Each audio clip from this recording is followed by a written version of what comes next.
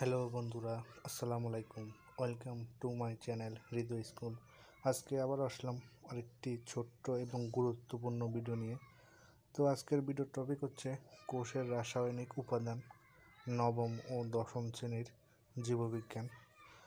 তো বরাবরই ভিডিও শুরু করার আগে একটি কথাই বলবো, যারা এখনও আমার চ্যানেলটি সাবস্ক্রাইব করার নাই, চ্যানেলটি সাবস্ক্রাইব করে পাশের বেল আইকনটি অন করে দিবেন, যেন পরবর্তী আপডেট পেতে মিস না হন। তো চলুন ভিডিওটি শুরু করা যাক।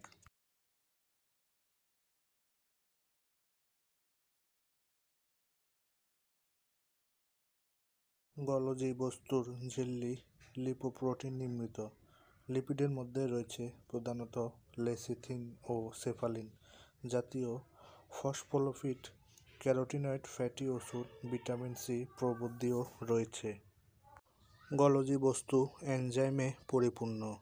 গুরুত্বপূর্ণ এনজাইমগুলো হচ্ছে ADPase, Mg plus plus, ATPase, CTPase, TTPase, NADS, সামান্য পরিমাণে সাইটোক্রোম, গ্লুকোজ 6 অ্যান্ড ফসফেট 1।